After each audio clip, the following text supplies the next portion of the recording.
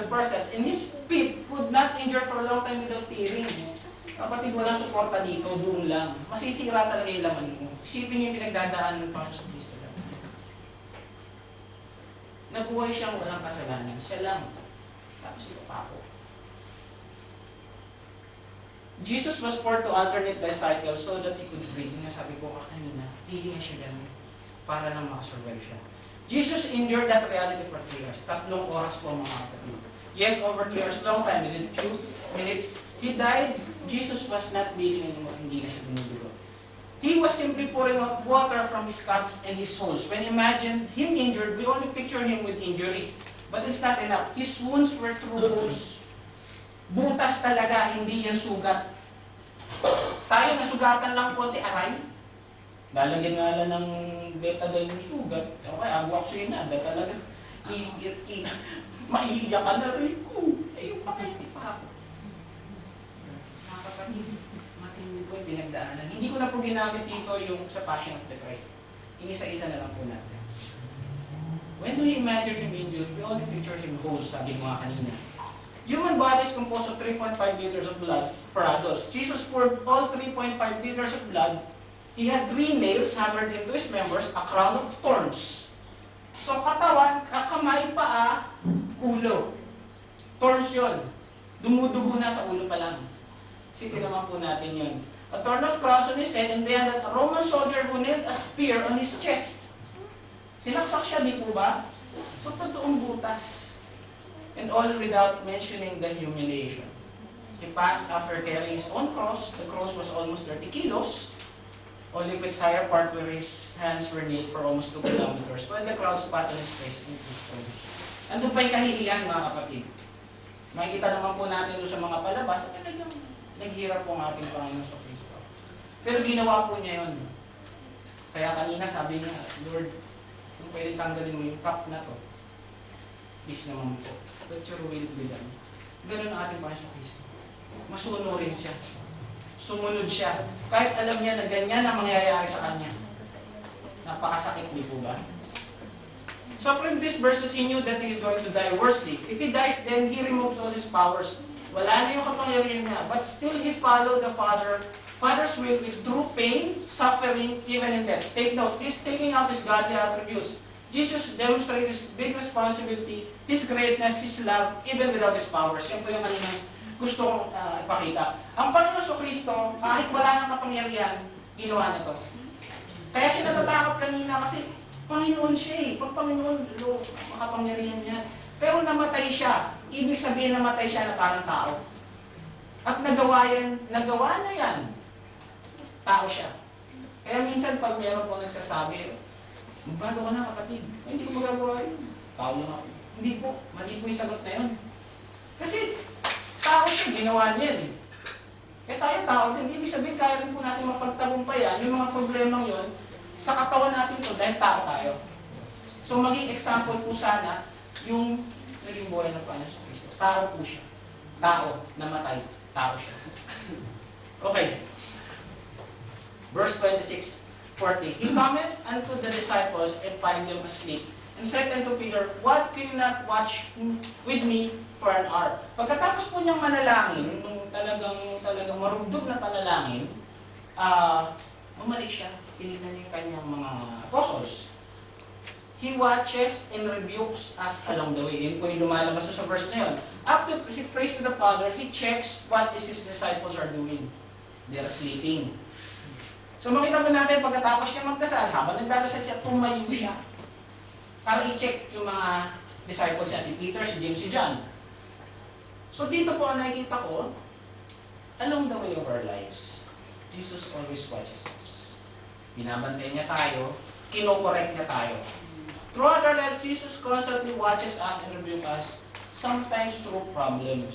Minsan kasi, sabi ko nga po kanina, minsan yung problema, akala natin wala na solusyon. Akala natin problema lang. Minsan pa yung problema, it's an opportunity for us to honor God. At saka dapat po nating tanggapin na kaya tayo pinapalo ng Ama dahil mahal tayo. Kahit yung ating mga gabi, yung ating fathers, yung mga tatay po natin, Hindi ka naman mapapaluin niya kung hindi ka mahal. Kung hindi ka mahal niya, bayaan mo, lumayas ka rito. Wala kang pakialam sa'yo. Ganun din po ang Ama natin sa langit. Pinapalo niya tayo from time to time to remind us that He's there. He's watching over us and He loves us well. Okay? So, susunod po, ito po yung apat na verse, babasahin ko po. Matthew 26:41 hanggang 44. Watch and pray that ye enter not into temptation. The spirit indeed is willing, but the flesh is weak. So, 42, he went away again the second time and prayed, saying, O my Father, if this cup may not pass away from me, except I drink it, thy will be done. So, 43, and he came, found them asleep again, for their eyes are weary. And there's a 44, and he left them and went away again and prayed the third time, saying the same words. Okay, doon po sa mga verses na yun, okay. Number 4, he instructs us to watch him and pray.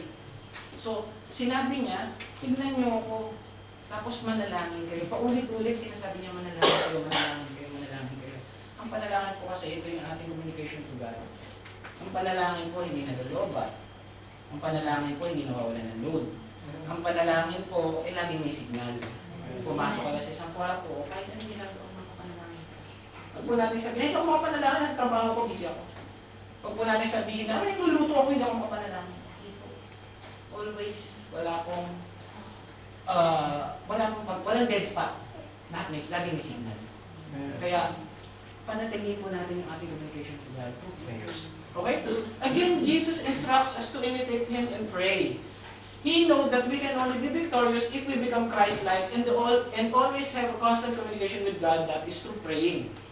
Sa 42 to 44, shows us that He prays to Lord continually with acceptance. Pansinin po natin. Tanggap na ni Jesus na kailangan talaga niyang mangyari ito. Pansinin natin, as He pray, He gets strength from it. We find renewal. Sa una, yung kanina sa verse 12, sabi niya, Lord, if it is possible, tanggalin niyo yung cup na to. But let your will be done. Nandun yung suggestion pa eh. Sabi niya, Lord, pakitanggal. Pero yung will mo, yun ang mangyari. Doon sa mga verse na kanina tinignan natin, sabi niya, if this cup may not pass away from me, except I drink it, thy will be done. Nandun na yung kanyang pagtanggap. Tanggap na niya. At sa verse 44, and he left them away again and prayed the third time, saying the same word. So, inulit niya dalawang beses to na, O my Father, if this cup may not pass away from me, except I drink, thy will be done. Isang beses lang siya nagtanong, dalawang beses siya sumunod. So, pag ganun po dapat, siguro, wala pa na may konting tanong, pero i-claim natin, Lord, ano ba talaga yung gusto mo sa buhay ko? Ano ba talaga yung gagawin ko? Ganun po yung ginawa ng Panginoon sa Kristo. He do this obediently, kahit masakit, kahit mamamatay siya, ginawa niya. Sumunod siya dahil yung plano, yun yung gusto ng Panginoon. Alam po ba natin na yung mga bulaklak ay sumusunod sa Panginoon, mga halaman? Ang mga halaman, sabi ng Panginoon sa Kristo, yung iba mamunga, yung iba maging bulaklak. Ano pong ginagawa ng mga halaman? Mamunga at mga bulaklak. Ibig sabihin, yung mga bagay na may hininga, sinusunod siya. Tayo pa kayang tao. Amen. Okay, so doon tayo sa Matthew 26 to 45. Then cometh he to his disciples and said unto them, Sleep on now and take a rest. Ayan, hindi na niya pinagalitan. Sabi niya, matulog na kayo. Take rest, behold that the hour is at hand, the Son of Man is betrayed unto the hand of a sinner. Makikita po natin, He allows us to sleep. Pag sinabing sleep, tulog. Sinabi niya, mag-relax. Sabi nga ng pastor dati, nakalimutan ng training niya. He gives us the rest and prepare us for life's trial. Kasi tayo, kailangan din natin magpahinga. Pero ang ibig sabihin niya rito, come to me all of you who are heavy laden and I will give you rest, for my yoke is easy and my burden is light. Pagod ka, lapitan mo siya. Yun po ang ibig niya sabihin dito. Para makakupap tayo sa mundong ito. Hindi madali mabuhay sa mundong ito, mga kapatid. Talagang puro pagsubok. Pero the only way is to accept God as your Lord and Savior and to always pray. Okay? Matthew 26:46, this is the last verse. Rise, let us not be going. Behold, He is at hand that doth betray me. Number 6, He advised us to stand and be courageous, even in the face of the enemy. Dapat tayo mga anak ng Diyos maging matapang. Hindi tayo pwedeng, Takot ako eh. Huwag ganun, si Matet lang yun.